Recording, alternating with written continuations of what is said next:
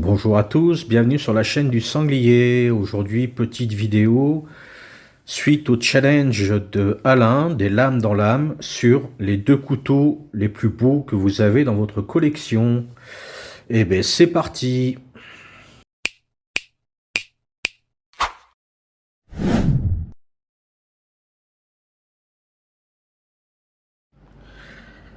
Nous revoilà. Alors, pour le premier, c'est un couteau français, 2 tiers, et c'est le modèle emblématique 2 tiers, vendu dans ce petit étui en cuir magnifique, de très très bonne manufacture, avec une belle épaisseur. Alors, il faut que je fasse gaffe, le plan de travail est un peu branle-couille. Voilà. Avec cette corne de serre qui a été polie. Moi, ça me dérange pas du tout. Je la trouve vraiment très belle, très confortable en main.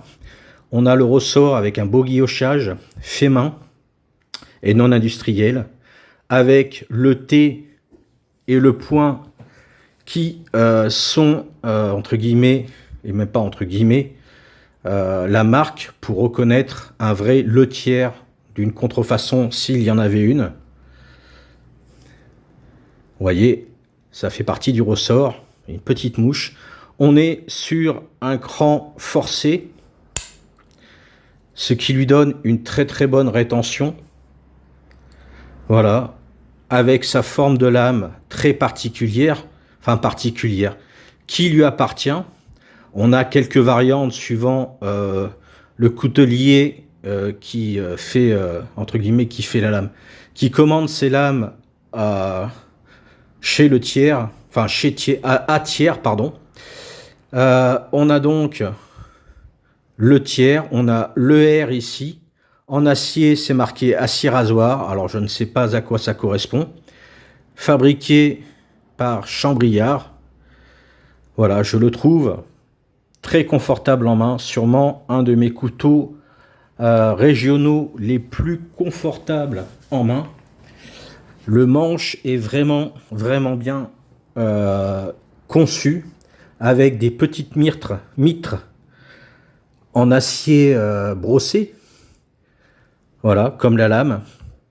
Je ne suis pas fan des lames polymiroir. Voilà, les platines à l'intérieur et l'année de fabrication. Voilà. Pour le premier, je pense que c'est un de mes plus beaux, sans aucun doute. On doit en présenter deux. Ça fait partie du challenge, donc je respecterai. J'aurais pu en avoir un en troisième, mais voilà, je l'ai déjà présenté. Et celui-ci le surpasse sans aucun souci. On a vraiment un beau couteau vendu dans un bel étui. Alors, c'est pas un étui ceinture, mais voilà. Dans un sac, quand on mange le midi, ce soit au restaurant, mais faites attention même au restaurant de nos jours, car il suffit qu'il y ait une personne qui soit un petit peu sensible à ce qui se passe en ce moment dans toutes les villes de France. Elle pourrait nous déclarer à la maréchaussée, à la sortie du restaurant ou dans le restaurant. Voilà, petit aparté. Le deuxième que j'ai, c'est mon Joe Nico, vendu, parce que c'est lui qui l'a fait, avec le certificat. Voilà, je vous laisse le lire. Il a été réalisé le 18 novembre 2021. Voilà. Avec un petit mot. Avec les matériaux du couteau.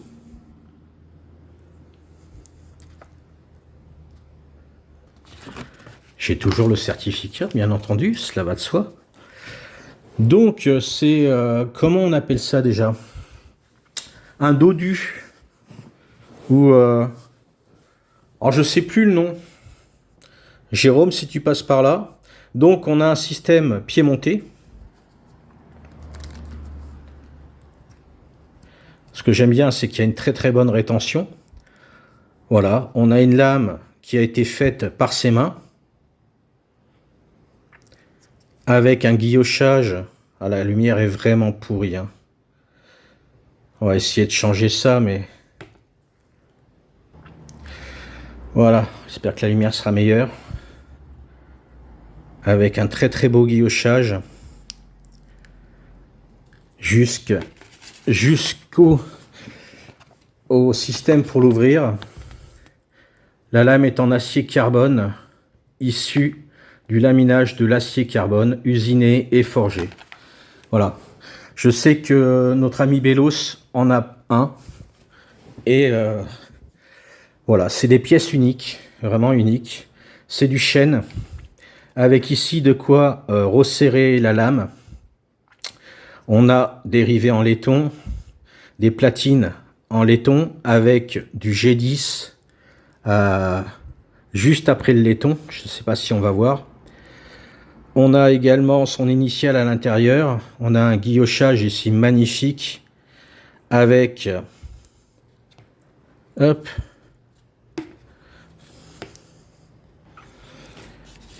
Voilà, avec une fausse pièce en XC75 ici, avec un très beau guillochage également. Ce n'est pas du chêne, pardon, c'est de l'ébène.